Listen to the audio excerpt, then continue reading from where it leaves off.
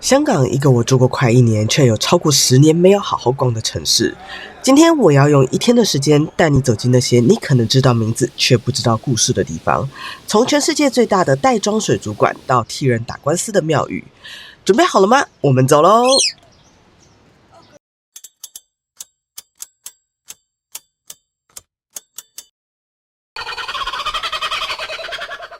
各位观众朋友们，大家好，我是在澳洲很闲的杨汉，感谢你今天点开我的频道。今天这一集呢，我们要大家进行香港的1日游。究竟香港1日游不花钱可以去哪些地方呢？跟着我一起走，那我们就赶快前进吧 ，Let's go！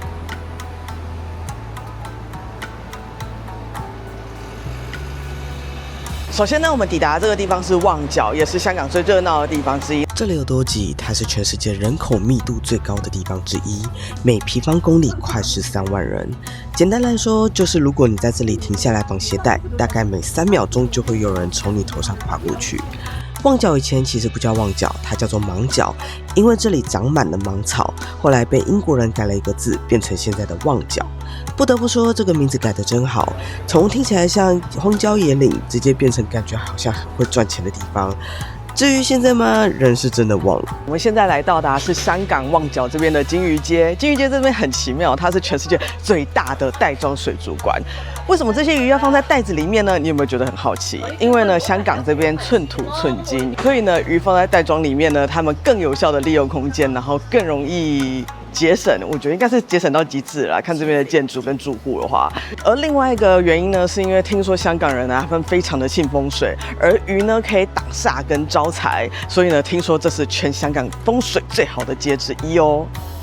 所以香港人买鱼买的是财运，那我到底该买什么，演算法才会保佑我呢？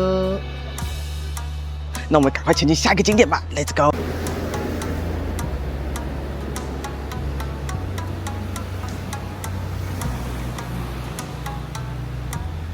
现在呢，我们来到了香港这边有一个叫做雀鸟花园的地方，它也在旺角的附近。以前呢，在香港的人，他们可以提着鸟笼，然后去茶馆，一边吃着早茶，一边赏鸟，然后一边看着报纸，一边聊天。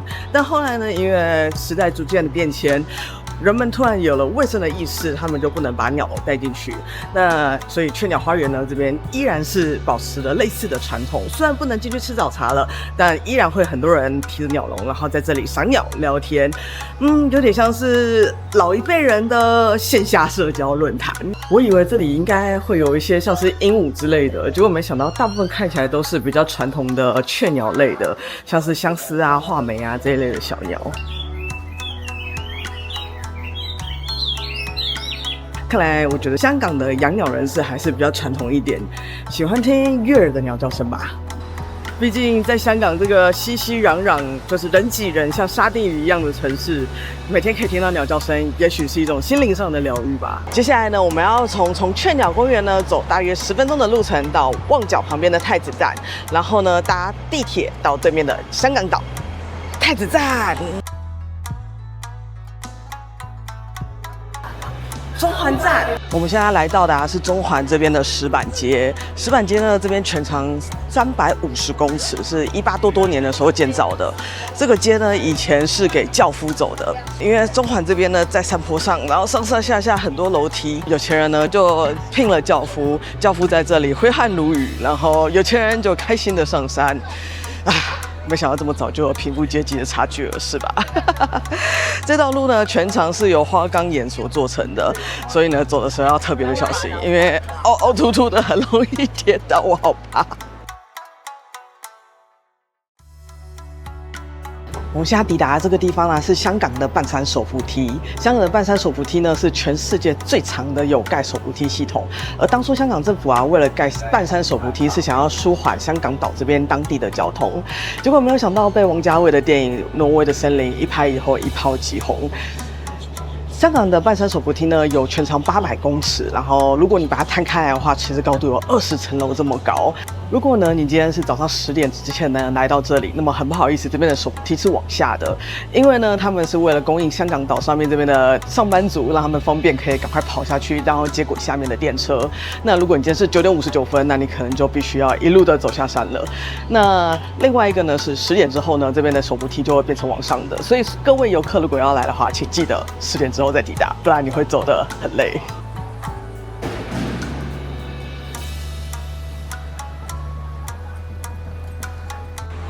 OK， 我们现在抵达的这个地方呢，是香港中上环这边的文武庙。文武庙呢是在早期英国人刚来的时候，华人的法律普遍还不普及，于是呢，他们就有一个很奇妙的习俗。这个习俗呢，很符合我对港片早期古早味港片的那个感觉。他们会带着黄纸跟鸡头来这边求神问卜，说谁对谁错，是不是很神奇？相当于是那个时代的法院的吧。而且更神奇的是啊，还具有一定的法律效力呢。那么现在文武庙里面供奉的是文昌帝君，然后还有关公。文昌帝君呢，自然代表的是文的部分，而关公呢，代表的是义气。那里面究竟长什么样子呢？我们一起进来看看吧。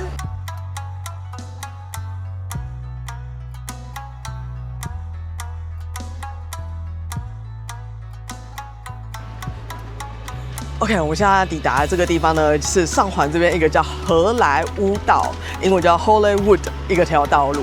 很多人呢都以为这条道路跟美国的电影有什么关系，其实一点关系都没有。这条路呢被命名成这个名字的时候，美国的电影连开始都还没有开始。之所以呢叫 Hollywood 道呢，是因为这里以前呢种满了原生的冬青木，而冬青木的英文呢就是 Hollywood， 所以呢才有了这个名字。荷里活道现在最有名的就是香港最大的古董街，这里卖的东西五花八门，有一些一看就知道是古董，有一些我真的分辨出来是古董还是二手。其实这条街也是意外形成的，6、70年代香港大量的都更，很多老房子、家具、摆设都流到了这里，结果外国游客越买越多，最后这里就变成香港最有名的古董街了。香港人觉得是清仓，外国人觉得是收藏，只能说有些东西换个地方卖，价格真的差很多。迎面而来，香港人的有钱人日常，一堆狗狗，然后会有一个佣人带着一起散步。OK， 我们现在来到的这个地方呢，是位于香港上环，有一个叫太平山附近的街道。那这个街道呢，在1894年的时候，曾经爆发了非常大规模的鼠疫，死了非常的多人。那香港政府那个时候想要控制住这个鼠疫，于是拆掉了这边大片的房子，但是都没有办法。于是呢，这边的居民呢就只好拼命的盖庙，希望呢神明可以保佑他们，然后免于这些疾病的侵扰。于是呢，你可以在这个街区上面发现了很奇妙的现象，就是3步5步就会有一个大庙在那里。那到了100多年之后呢，这里又发生了更奇妙的状况，就是这里现在已经变成了一个文青咖啡街道区。你可以看得到呢，这边旁边有庙，然后还有咖啡店呢比邻在一起，是一个非常奇妙的现象。接下来呢，就让我们前往中环码头，搭乘渡轮到对面的尖沙咀吧。是尖沙咀吗？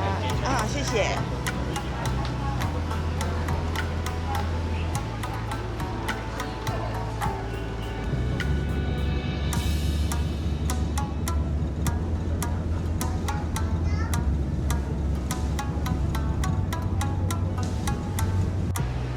好久没有搭香港的渡轮了，一样是刷八达通卡进来的，一次5块钱，可以从中环码头到对面的尖沙咀。